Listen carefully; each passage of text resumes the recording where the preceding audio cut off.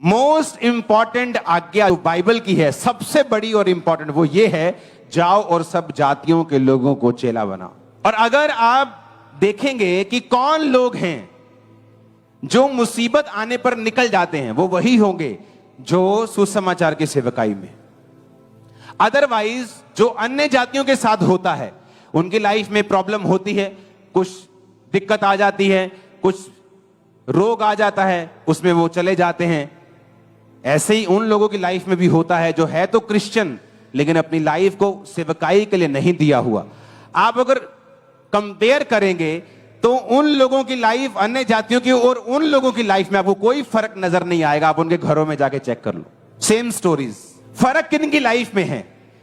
जो लोग सेवकाई के साथ, खास तौर पे रूहें बचाने की सेवकाई के साथ जुड़े हुए। मेरी बात को समझ रहे कि नहीं आप? प्रेरितों के काम में क्या होता था?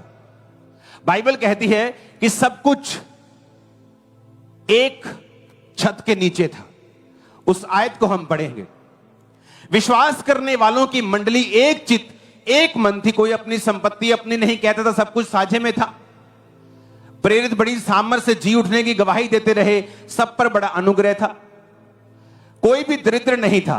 जिसके पास भूमि थी, घर थी, वो उनको बेचकर बिकी वस्तुओं का दाम लाकर उन्हें प्रेरितों के पांव पर रखते थे और जैसी जिसकी आवश्यकता होती थी वैसे उसको बांट दिया करते थे। बाइबल कहती है सब कुछ साझे का था। प्रेरित बड़ी सामर्थ्य से जी उठने की क्या दे रहे थे? क्या दे रहे थे?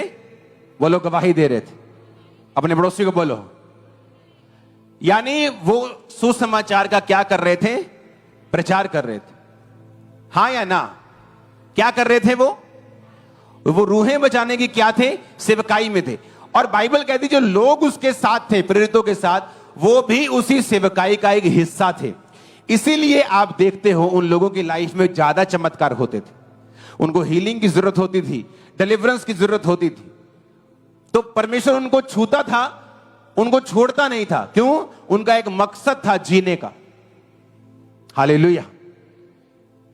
अगर आप फॉरेन में चले जाएं, अगर आप इंडिया में चले जाएं जहां अमीर क्रिश्चियंस हैं, शैतान क्या करता है?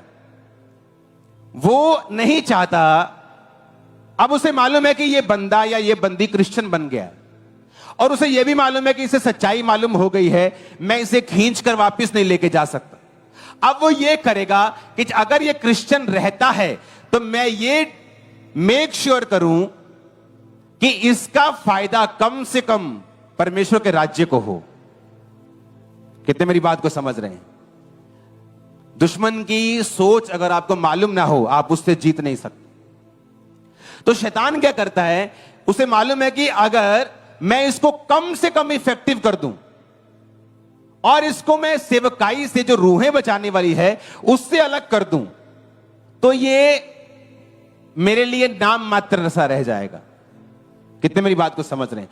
अगर आप, मैं आपको ये बताता हूं, अगर आप स्टडी करें इंडिया में इंडियंस की, एशियंस की, अमेरिकन नहीं, इसमें आप नोटिस करेंगे जब एक इंडियन कोई और या एशियन क्रिश्चियन अमीर होता है, बहुत कम लोगों की परसेंटेज है उनमें जो सुसमाचार की सेवकाई में अपना टाइथ या अपना बीज बोते हैं।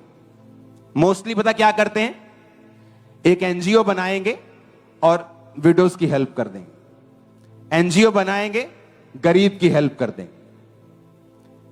यह सही है, पर अगर तुम्हारा जीवन और तुम्हारा टाइथ और पहला हिस्सा अगर सुसमाचार के लिए नहीं है तो यह गलत है, 100% गलत है।